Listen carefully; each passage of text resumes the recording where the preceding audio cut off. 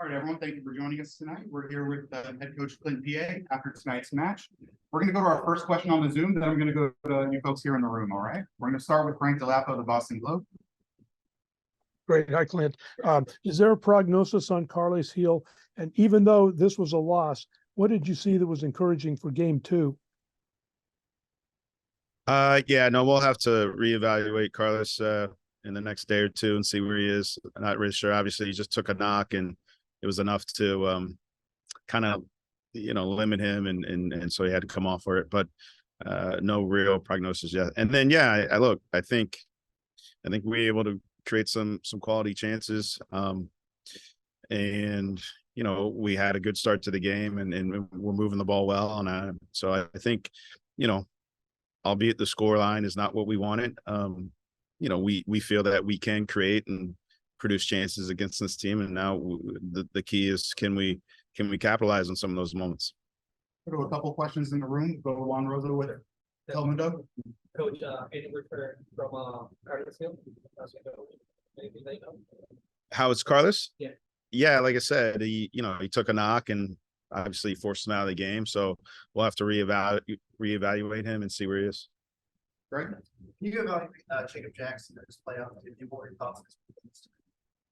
Yeah, I mean, obviously, tough call there with the penalty.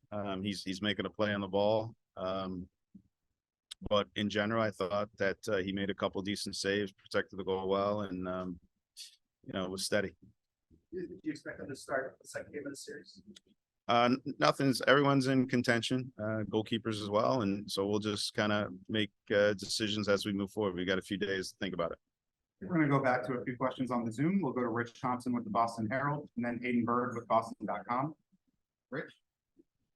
But is it helpful having this extended downtime before the game on November 8th? Can you work on more things? Yeah, I mean, I think it gets some guys like Henry Kessler a little healthier. It gets, Tommy Mack had a little bit of issue, so we had to pull him tonight so he can recover. So in some respects, yeah, in terms of working on things, yeah, look, it's the end of the season. I think the team is what the team is, and I think we understand what our challenges are and where we need to be better. And it's about ultimately, we just need a better effort in critical moments to not concede goals, and we give ourselves a chance to win games. We'll go to Hayden Bird with Boston.com. Hey, Clint, I guess, what did you see from Philadelphia tonight that gave you guys trouble? Yeah, I mean, I think obviously first and foremost, they're very physical. I think they disrupted us a lot, especially in transition moments. Obviously on set pieces, we know that they're a team that can be very dangerous, and they capitalized tonight on that. So that was an issue. Other than that, I think as the game opened up, transition became an issue, but we're chasing the game. And before that, I don't think it was a real problem for us. So I really think set pieces and just the aggressiveness of how they approach the game. We're going to go to two last questions on the Zoom, and then we have a few more in the room. We'll go to Sam and then John Lupo. Sam? Hello, Clint. Thank you for taking the time. Obviously, in playoff games, tensions can get high. So just overall, how do you feel the officials did of kind of controlling the game?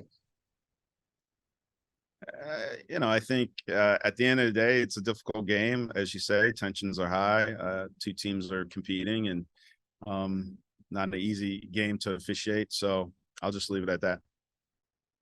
Okay, John Lupo with Valley, and then we'll finish up in the room.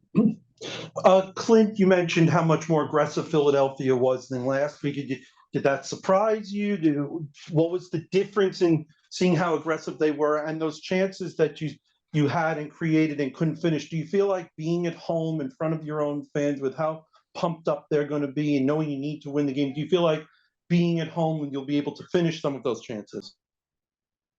Yeah, no, listen, the message was clear before we entered the game. We know how Philadelphia is, and especially at home. They're aggressive, they're physical. So I don't think there was anything that surprised us there. Obviously, you like to sometimes get a little bit more help from the referees in critical moments, but we didn't necessarily always get that, and that's just part of the game. Yeah, and I think in front of our home crowd at home, yeah, you hope to be able to, that crowd and their spirit lifts us and gives us the edge in terms of getting the victory. We're gonna take two more questions. We'll go to Marcelo and then wrap with Fred. Coach, what do you think we need to do for the next game to get to the third game? To win? Yeah, I mean, I think it's simple. We obviously, we can't make errors, our own little silly errors that cost us goals. Right. So we have to be more buttoned up in how we deal with certain moments. Again, not giving away silly fouls in and around the box that provide some opportunities to put balls in the box. A little cleaner just in general defensively. And I think, yeah, we got to take our chances when we create them. Lastly, we'll go to Greg Johnson. Carles Gil came out in the first half, put in Bobby Wood over John Brioni. Is there a reason you chose Wood over Brioni? Is there a tactical reason? Yeah, I think, you know, both guys were possibilities, and we just felt that Wood would give us a little bit more of composure holding the ball up in case we had to go long. He's strong, he's good with his back to goal, and we figured Bo can kind of play in and around and off of that